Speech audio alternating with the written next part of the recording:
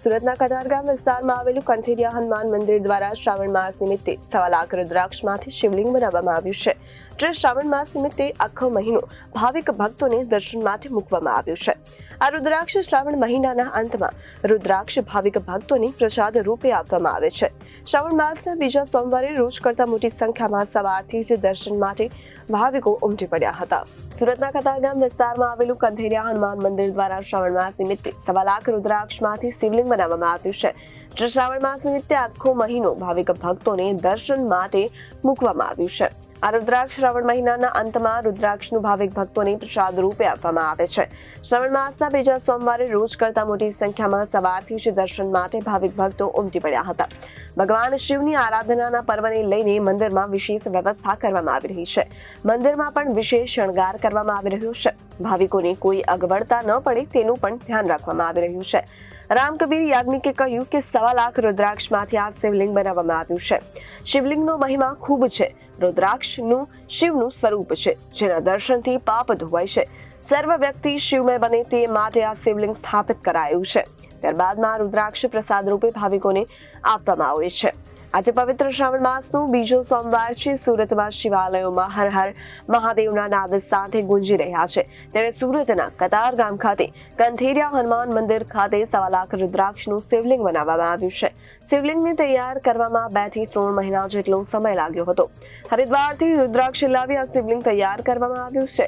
શ્રાવણ મહિનો પૂર્ણ થતા ભક્તોને પ્રસાદી રૂપે રુદ્રાક્ષ આપવામાં આવશે. શ્રાવણ મહિનાના જે પવિત્ર શ્રાવણ માસમાં સુરત શહેરમાં વિવિધ ભોલેનાથના મંદિરોમાં જે પ્રમાણે ભીડ ઉમડતી હોય છે અને શિવમય વાતાવરણ હોય તે રીતના બમ બમ ભોલેના નાદ રાખી રહ્યા. ત્યારે દ્રશ્ય જે પ્રકારે સુરતના સિંગણપુર વિસ્તારના બતાવવાના કરીશ કે આ 1.25 લાખ જે શિવલિંગ છે તે બનાવવામાં આવ્યા છે અને રુદ્રાક્ષના આ 1.25 લાખ શિવલિંગ બનાવવામાં આવ્યા છે અને તે આકર્ષણનું કેન્દ્ર બન્યા છે. અને સવારથી દરરોજ જે પ્રમાણે ભીડ જોવા મળતી હોય છે અને દર્શને લોકો આવતા હોય છે ત્યારે આ પ્રમાણે જોઈ શકાય છે. અને અહીંના કેટલાક લોકો સાથે પણ વાત કરીશું, કારણ કે જે રુદ્રાક્ષમાંથી શિવલિંગ બનાવ્યા છે, શું કહેશો આ વર્ષે પવિત્ર શ્રાવણ માસના રુદ્રાક્ષના શિવલિંગ? દર વર્ષે 1.25 લાખ રુદ્રાક્ષનું શિવલિંગ અહીંયા બનાવવામાં આવે છે. હજારો ભક્તો અહીંયા દર્શન કરે છે અને પ્રભુગીરી મહારાજના સાનિધ્યમાં અવારનવાર ગરીબોને સ્ટેશનરી, ભૂખ્યાને ભોજન, ગાયોને ઘાસચારો વગેરે વગેરે પ્રયત્નો કરવામાં આવે છે. પ્રભુગીરી મહારાજના સાનિધ્યમાં બહુ સામાજિક પ્રવૃત્તિઓ ચાલે છે અને આ અત્યારે આપણે 1.25 લાખ રુદ્રાક્ષનું શિવલિંગ બનાવ્યું છે. અમાસના દિવસે આ દરેકને પ્રસાદી રૂપે એક રુદ્રાક્ષ આપવામાં આવશે વિના મૂલ્યે પ્રભુગીરી બાપુના આદેશથી. અને દર વર્ષે આવું આયોજન અમે સરસ કરીએ છીએ. બહેનોનો પણ આમાં મહત્ત્વનો ભાગ છે, ભાઈઓ પણ અહીંયા સેવા આપે છે. કેટલા લોકો દર્શનાર્થે આવતા હોય છે અંદાજે, અને સવારથી ક્યારે આ દર્શન માટે ખુલ્લું હોય છે? સવારે 5 વાગ્યાથી તે સાંજના 10:30 સુધી કન્ટિન્યુ માણસો દર્શન કરવા આવે છે. અવારનવાર ઘણા માણસો દર્શન કરવા આવે છે. બિલકુલ, એટલે હજારો લોકો દર્શન કરો. તમે શું કહો છો, શિવલિંગ જે બનાવ્યું છે કેટલા આહલાદક?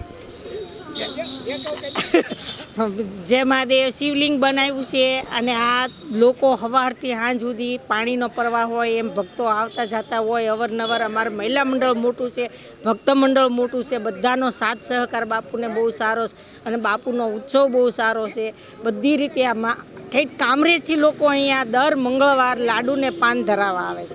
એટલું આ મહાદેવનું એટલું આ દાદાનું મહત્ત્વ છે અને બહુ સારું કામ છે બાપુનું.